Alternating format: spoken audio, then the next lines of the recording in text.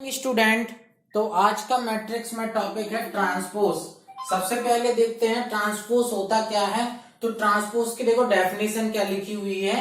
If row and column interchange to each other, मतलब row तुम्हारा क्या बन जाए कॉलम, और कॉलम क्या बन जाए रो। तो जो अपन को मैट्रिक्स ऑब्टेन्ड होता है वो मैट्रिक्स क्या कहलाता है, ट्रांसपोज मैट्रिक्स। फिर से समझो, देखो इफ रो एंड कॉलम, अगर रो और कॉलम को क्या कर दिया है, इंटरचेंज कर दिया है। रो और कॉलम को क्या कर दिया है, इंटरचेंज। तो अपने को जो मैट्रिक्स मिलता है वो मैट्रिक्स क्या कहलाता है, ट्रांसपोज मैट्रिक्स। कौन सा मैट्रिक्स, ट्रांसपोज मैट्रिक्स। अब ट्रांसपोज मैट्रिक्स को डिनोट किससे करते हैं, ए की पावर टी से। ए की पावर टी, टी मतलब ट्रांसपोज के लिए। जैसे देखो यहाँ पे एक एग्जांपल है कि पहली रो है 1 2, दूसरी रो है 3 4। तो ये चेंज होके पहला कॉलम बन जाएगा 1 2 और दूसरा कॉलम बन जाएगा 3 4। सिमिलरली इस वाले एग्जांपल में देखो, पहला रो है 1 2 1 2 3, दूसरा रो है 4 7 8, तीसरा रो है 2 4 7, तीसरा रो है 2 4 7। तो देखो पहली रो थी 1 2 3, तो वो बन गया पहला कॉलम 1 2 3। दूसरी रो थी 4 7 8, तो वो बन गया दूसरा कॉलम 4 7 8। तीसरी रो थी 2 4 7, तो वो बन गया थर्ड कॉलम 2 4 7। अब बताओ ट्रांसपोज में कोई डाउट, ट्रांसपोज की डेफिनेशन में कोई डाउट, किसी टाइप का भी कोई डाउट हो ट्रांसपोज की डेफिनेशन में, नहीं तो इरेज करते हैं, आगे देखते हैं, हटाते हैं। ठीक है, क्लियर है यहां तक।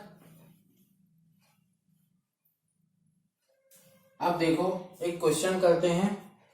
एक क्वेश्चन है इसी से रिलेटेड एक क्वेश्चन है, मैट्रिक्स बनता है, समझना।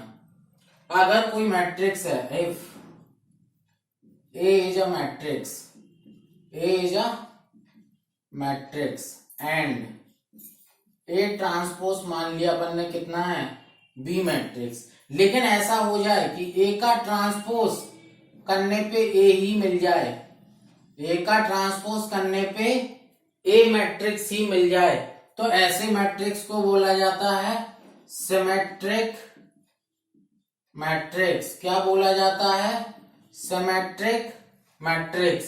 क्या बोला जाता है, सिमेट्रिक मैट्रिक्स। कब, जब एक मैट्रिक्स का ट्रांसपोज किया और फिर से वही मैट्रिक्स मिल जाए, ए का ट्रांसपोज किया और फिर से वही मैट्रिक्स मिल जाए, तो उसको बोला जाता है सिमेट्रिक मैट्रिक्स। ये होता कैसे है वो समझना, ये बनता कब है उसके लिए देखो कि डायगोनल के एलिमेंट कुछ भी हो, समझना। यहां पे एक एग्जांपल लगा रहे हैं हम, 1 0 0 0 1 0 0 0 1। देखो डायगोनल के एलिमेंट को छोड़ दो, डायगोनल के एलिमेंट को छोड़ के ये जो होता है ये बनता है तुम्हारा लोअर ट्रायंगल, और ये क्या बनता है, अपर ट्रायंगल। ये कहलाता है अपर ट्रायंगल, ये कहलाता है लोअर ट्रायंगल। तो कभी भी अगर अपर ट्रायंगल और लोअर ट्रायंगल बराबर हैं, अगर if upper triangle and lower triangle are equal, तभी तुम्हें क्या मिलता है, सिमेट्रिक मैट्रिक्स। तो सिमेट्रिक मैट्रिक्स कब मिलता है, जब अपर ट्रायंगल और लोअर ट्रायंगल कैसे हो, इक्वल हो। क्लियर है। एक और एग्जांपल देखो, जैसे इसका एक एग्जांपल और है, बहुत ही अच्छा एग्जांपल है। देखो यहां पे लिखते हैं उसको,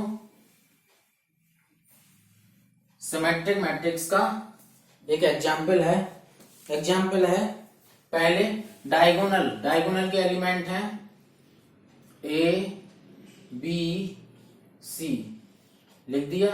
यहां पे एच एफ जी,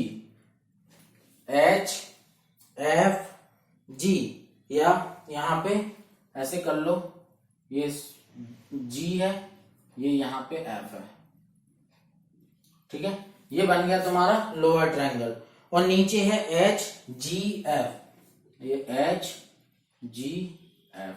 अब देख लो अपर ट्रायंगल अब ये लोअर ट्रायंगल है, लोअर ट्रायंगल में देखो एच जी एफ आ रहे हैं, वही एच जी एफ किस में आ रहे हैं, अपर ट्रायंगल में। ये देखो ये भी तुम्हारा क्या है, एक अपर ट्रायंगल। तो उनमें जो एलिमेंट आ रहे हैं वो दोनों के दोनों क्या हैं, अपर ट्रायंगल के और लोअर ट्रायंगल के एलिमेंट सेम है। तो हमेशा ही क्या बनेगा, सिमेट्रिक मैट्रिक्स, हमेशा ही क्या बनेगा, सिमेट्रिक मैट्रिक्स। क्लियर है।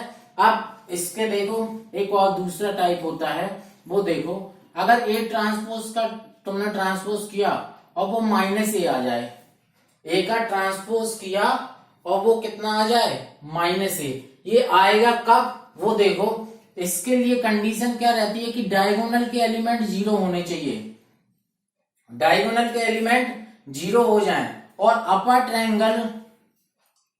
ट्रायंगल और लोअर ट्रायंगल के एलिमेंट कैसे हो जाएं, अपोजिट। अपर ट्रायंगल और लोअर ट्रायंगल के एलिमेंट कैसे हो जाएं, अपोजिट हो जाएं। जैसे देखो इधर माइनस एच तो ये एच, ये माइनस जी तो ये जी, ये माइनस एफ तो ये एफ, और डायगोनल के एलिमेंट कितने हो गए, जीरो जीरो। तो इसमें हमेशा ही तुम्हें ये ट्रांसपोज करेंगे तो वो माइनस ए के लिए मिलेगा। तो स्क्यू सिमेट्रिक, इसको बोला जाता है स्क्यू सिमेट्रिक। तो कंडीशन क्या होती है स्क्यू सिमेट्रिक के लिए, पहली कंडीशन कि डायगोनल के एलिमेंट जीरो होने चाहिए, diagonals elements are zero. Diagonal के सारे एलिमेंट कितने होने चाहिए, जीरो होने चाहिए। और दूसरी कंडीशन क्या होती है, upper triangle and lower triangle, upper triangle and lower triangle have opposite sign. कैसे होने चाहिए, अपोजिट साइन, किनके, अपर ट्रायंगल के और लोअर ट्रायंगल के। क्लियर है। तो सिमेट्रिक के लिए क्या होता है कि अपर ट्रायंगल और लोअर ट्रायंगल सेम होने चाहिए और डायगोनल के भी एलिमेंट होना चाहिए। और स्क्यू सिमेट्रिक होने के लिए सबसे पहले डायगोनल के एलिमेंट जीरो जीरो होने चाहिए और अपर ट्रायंगल और लोअर ट्रायंगल के एलिमेंट कैसे होते हैं, अपोजिट साइन के होते हैं, तभी वो क्या बनता है, स्क्यू सिमेट्रिक। क्लियर है। यहां तक कोई डाउट नहीं है, क्लियर है, यहां तक कोई डाउट नहीं है। तो अब एक क्वेश्चन करते हैं, क्वेश्चन उठाते हैं, बहुत ही अच्छा क्वेश्चन है। इसको इरेज करके हम क्वेश्चन को नोट करते हैं पहले। जब तक आप स्क्यू सिमेट्रिक को नोट करिए, जब तक हम इधर पे क्वेश्चन लिखते हैं। ट्रांसपोज का ये क्वेश्चन है, ए है जिसकी पहली रो है 1 2 3, पहली रो है 1 2 3, दूसरी रो है 2 -3 2 -3 -4 2 -3 -4 और 4 0 0 4 0 0।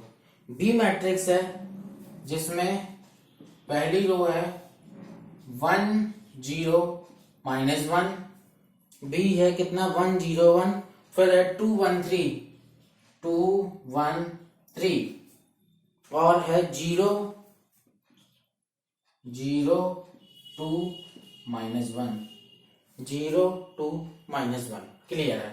अब देखो अपन को ये प्रूव करना है कि ए प्लस बी का ट्रांसपोज करेंगे तो वो आएगा A transpose plus B transpose के बराबर।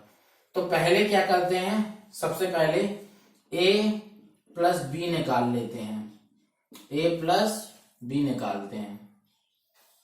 तो देखो 1 + 1 2, 0 + 2 2, 3 - 1 2, 2 और 2 4, -3 और 1 ऐड कर रहे तो -3 और 1 माइनस का 2, -4 और +3 माइनस का 1, 4 और 0 4, 0 और 2 2, 0 और -1, -1। यहां तक कोई डाउट? अब इसका निकालना है ट्रांसपोज, तो निकालते हैं a प्लस बी का ट्रांसपोज। a प्लस बी का ट्रांसपोज निकालते हैं तो देखो पहली रो है 2 2 2, तो वो बन जाएगा पहला कॉलम 2 2 2। पहली रो सेकंड रो है 4 -2 -1, तो वो बन जाएगा 4 -2 -1। फिर है 4 2 -1, तो बन गया 4 2 -1। यहां तक कोई डाउट? अब अपन को निकालना है ए का ट्रांसपोज, तो इसको इरेज कर देते हैं।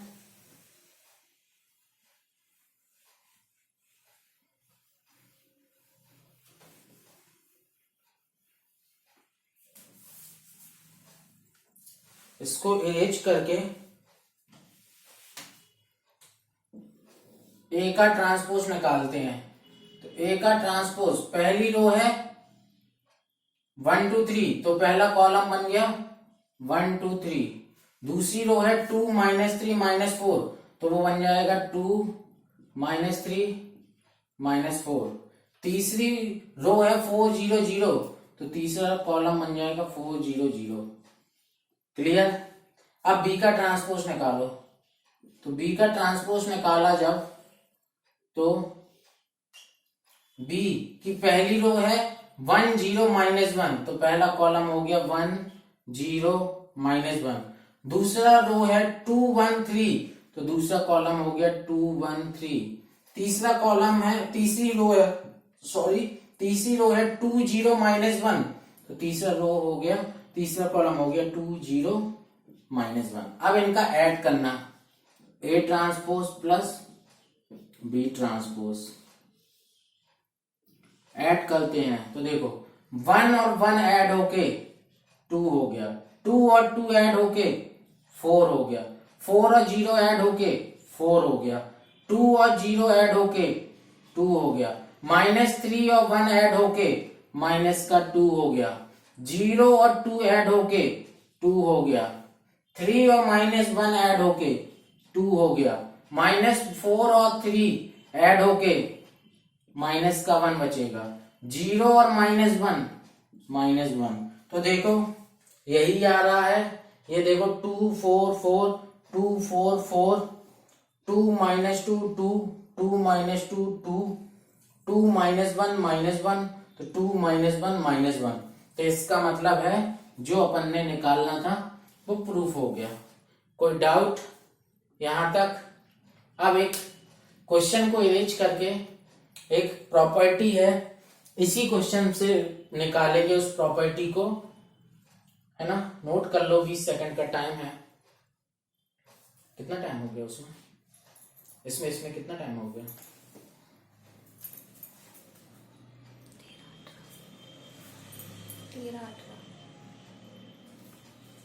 इसको नोट कर लो, 20 सेकंड का टाइम है। 13 मिनट की हुई अभी। हाँ, अब देखो इसको इरेज करते हैं यहां से।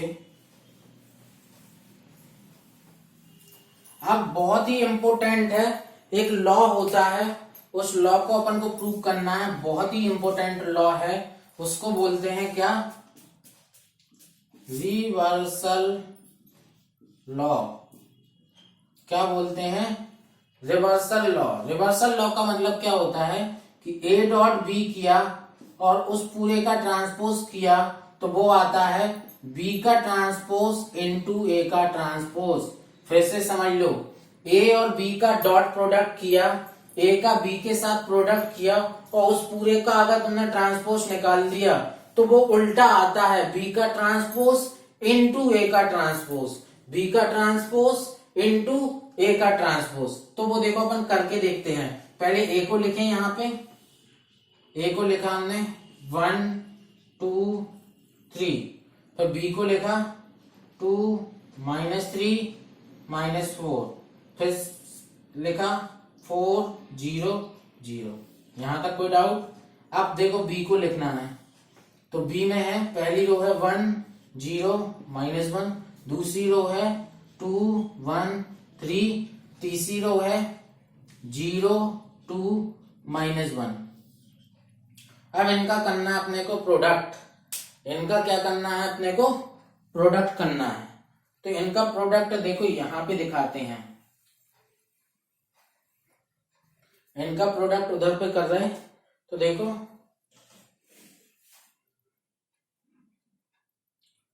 A डॉट बी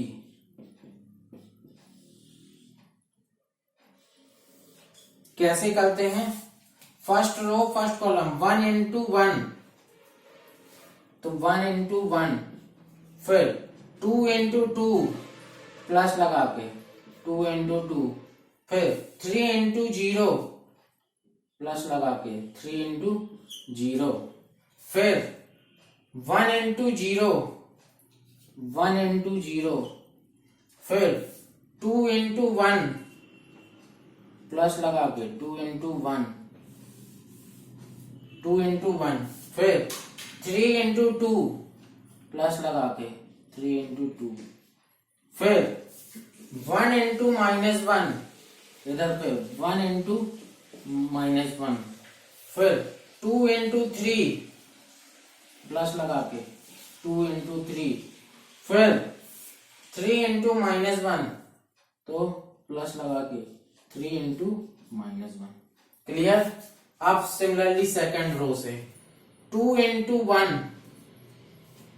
2 इंटू 1, फिर 2 इंटू 1 हो गया, फिर -2 इंटू 3 -3 इंटू 2 -3 इंटू 2, फिर -4 इंटू 0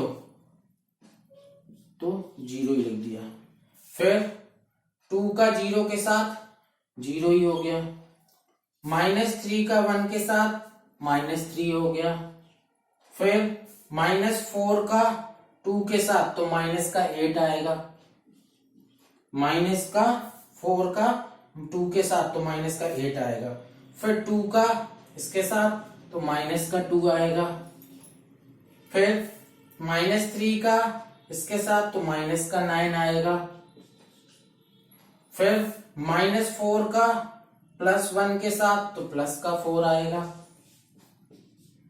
क्लियर है। फिर देखो 4 का 1 के साथ 4 4 का 1 के साथ 4, बाकी 0 का 0 0 का 0 तो 0 + 0। क्लियर। फिर 4 का 0 के साथ 0, बाकी सब 0 0 तो 0 + 0 + 0। फिर 4 का -4 आएगा, बाकी सब 0 तो -4 + 0 + 0। यहां तक कोई डाउट? आप क्वेश्चन को इरेज कर देते हैं।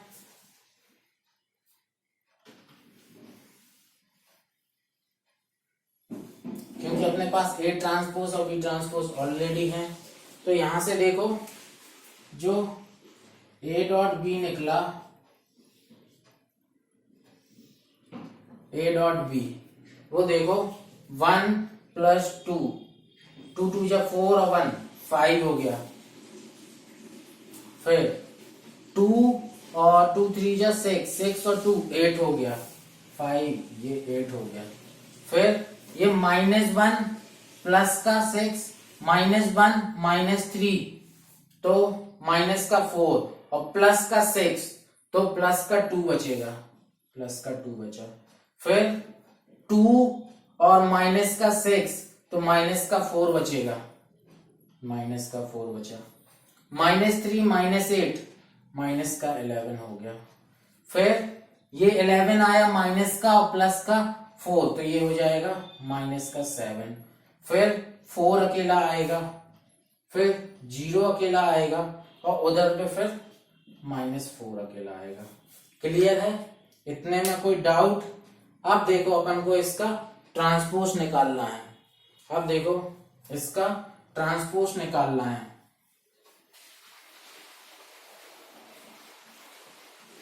इसका क्या निकालना है? ट्रांसपोज। तो ट्रांसपोज क्या निकालना है? ए बी का ट्रांसपोज। तो ट्रांसपोज कैसे? पहली रो है तो वो बन जाएगा पहला कॉलम 5 8 2, दूसरी रो है वो बन जाएगा दूसरा कॉलम, तीसरी रो है वो बन जाएगा तीसरा कॉलम। क्लियर है यहां तक? अब अपन को निकालना है A transpose into B transpose का प्रोडक्ट। तो देखो यहां पे लिखते हैं A transpose into B transpose का प्रोडक्ट।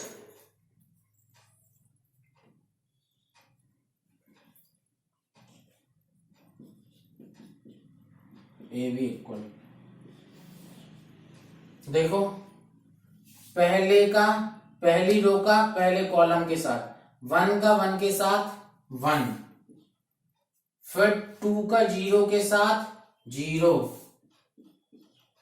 फिर 4 का -1 के साथ -4। ठीक है, देख लो 1 का 1 के साथ 1, 2 के साथ 0, 4 के साथ -4। क्लियर है यहां से? अब देखो इसी का फिर 1 का, सॉरी अपन को क्या निकालना है, उल्टा कर रहा है, बी ट्रांसपोज ए निकालना है ना? तो इसका करना है इस रो का इस कॉलम के साथ। तो 1 का 1 के साथ 1 है ना, 1 का 1 के साथ 1, 2 का 2 के साथ 4, तो कितना आएगा 1 + 4। फिर इसका करेंगे इसके साथ तो 0, फिर इसका करना है तो इसी रो का इस कॉलम के साथ, तो 1 का 2 के साथ 2, फिर 2 का -3 के साथ तो -6, फिर 0 का -4 के साथ 0, फिर इसी रो का इस कॉलम के साथ तो 1 का 4 के साथ 4, बाकी 2 का 0, 0 का 0, तो 0 0। क्लियर? फिर इस रो का इस कॉलम के साथ तो 0 का 1 के साथ 0, 0 का 1 के साथ 0, 1 का 2 के साथ 2, 1 का 2 के साथ 2, और 2 का 3 के साथ 6। फिर इस रो का इस कॉलम के साथ तो 0 का 2 के साथ 0, 3 का -1 के साथ तो -3 है ना, फिर 2 का -8 के साथ तो -8, फिर इस रो का इसके साथ 0, इसका इसके साथ 0, इसका इसके साथ 0, तो यहां पे आएगा 0। फिर इस रो का इस कॉलम के साथ तो -1 का 1 के साथ -1, फिर 3 का 2 के साथ 6, 3 का 2 के साथ 6, और 3 का -1 के साथ तो -3। अब इस रो का इस कॉलम के साथ तो -1 का 2 के साथ -2, फिर -3 का 3 के साथ -3 के साथ तो -9, फिर -1 का +4 के साथ तो +4, फिर -1 का 4 के साथ -4, और बाकी इसका 0 इसका 0। अब देख लो यहां से अगर देखेंगे तो देखा अपन ने कि यहां से निकलेगा 5 -4 4 8 -11 0 2 -7 -4, और यही सेम तुम्हारा क्या निकला था, ए बी का ट्रांसपोज, और वही सेम क्या निकला है, बी ट्रांसपोज ए ट्रांसपोज। तो यहां से एक प्रॉपर्टी जो है ना, कौन सी, इसको बोला जाता है रिवर्सल। क्या बोला जाता है? Reversal law. रिवर्सल लॉ क्या बोलता है कि अगर ए और बी का डॉट प्रोडक्ट करें और उस पूरे का ट्रांसपोज करें तो वो होता है बी का ट्रांसपोज डॉट ए का ट्रांसपोज, जिसको अभी अपन ने प्रूव किया है। यहां तक कोई डाउट? क्लियर है? तो यहां तक ट्रांसपोज का जो भी पार्ट था वो देख लिया। अब अगले नेक्स्ट वीडियो में इसके आगे देखेंगे। तब तक के लिए बाय बाय और अपना ख्याल रखें। अगर हमारा ये वीडियो पसंद आ रहा है तो प्लीज चैनल को सब्सक्राइब करें, लाइक करें और बेल आइकन को प्रेस करें। धन्यवाद।